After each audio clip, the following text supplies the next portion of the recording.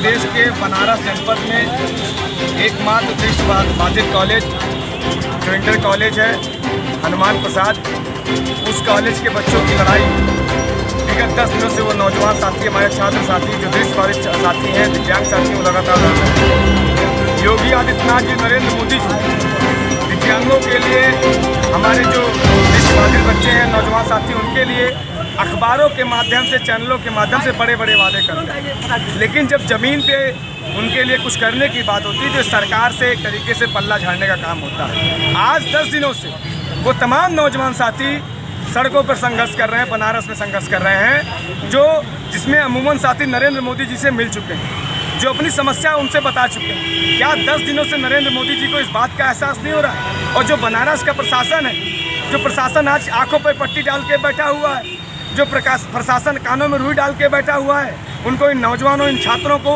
उनकी पीड़ा समझ में नहीं आती। शिक्षा हमारा मूल अधिकार है और हमारे मूल अधिकार से हमको वंचित किया जा रहा है और सरकार और पूरी की पूरी प्रशासन इस पे मौन है, जो कि बेहद दुखद है। आज उन छात्रों के धरने को समर्थन देने के लिए, उनकी मांगों को समर्थन देने के लिए हम बनारस के लंका गेट पे पहुँचे हैं और अपनी तरफ से, हमारी जो पार्टी है, जो हमारा छात्र संगठन, उसकी तरफ से हम ये आश्वस्त करना चाहते हैं कि आपकी लड़ाई के लिए हम लोग निरंतर आपके साथ में हैं। आपकी इस लड़ाई को अंजाम तक पहुंचाने का काम करेंगे। आपकी लड़ाई जिंदाबाद, आपकी मांगे जिंदाबाद, इनकलाब जिंदाबाद। या आपके परिचय क्या है?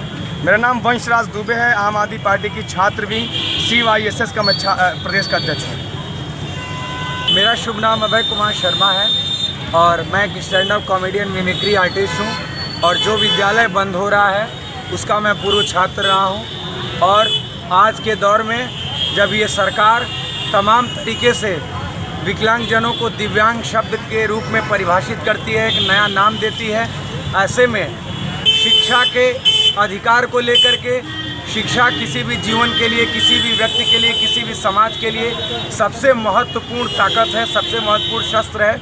आज बनारस में हम दृष्टिबाधित छात्र विगत कई दिनों से दर दर भटक रहे हैं। हमारा श्री हनुमान प्रसाद पोद्दार विद्यालय बंद हो रहा है, जिससे बिहार, झारखंड, मध्य प्रदेश, छत्तीसगढ़, असम और नेपाल जैसे आने वाले तमाम राज्यों के और आगे आसपास के देशों के जो दृष्टिबाधित हैं उनका भविष्य प्रभावित हो रहा है। और हमारे सामने अंधकार की दोहरी परत एक प्रकार से देखें तो दिख रही है। हमारा जीवन अंधकारमय हो रहा है। हम मांग करते हैं, यहाँ के जो व्यापारी हैं, 17 बड़े व्यापारी उस ट्रस्ट में हैं और इसके साथ साथ समाज का सहयोग मिलता रहा है, दानदाताओं का, सरकार का 75% ग्रांट मिला है। इसके बावजूद इस विद्यालय को बंद कर रहे हैं और DM यहाँ के मौन है, PM मौन है, CM मौन है, कोई भी संवेदनशील नहीं है। इतनी गैर जिम्मेदार, इतने असंवेदनशील, इतने अन्यायी प्रशासन को मैंने पिछले समय में अब तक, मतलब इस मुद्दे पर हमने कभी नहीं देखा।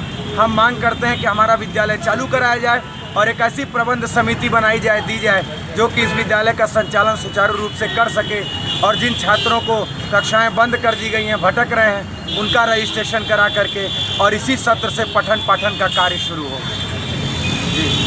अभी इस समय आप सबका धरना चल रहा था, तो अभी आगे बढ़ाने के लिए कुछ बातचीत हो रही थी जी।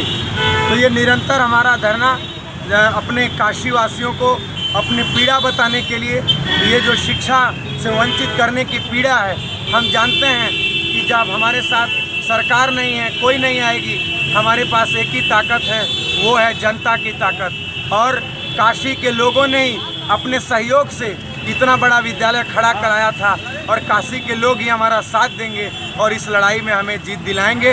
तो हम जगह जगह पर, घाट पर, चौराहों पर, मंदिरों पर, जहाँ भी हमसे हो पा रहा है, हम जा रहे हैं और लोगों का सहयोग और समर्थन लेने की कोशिश कर रहे हैं और इस मुद्दे के प्रति लोगों को संवेदनशील कर रहे हैं। आज हमारा विद्यालय छीना गया है, कल आपका विद्यालय छीना जाएगा।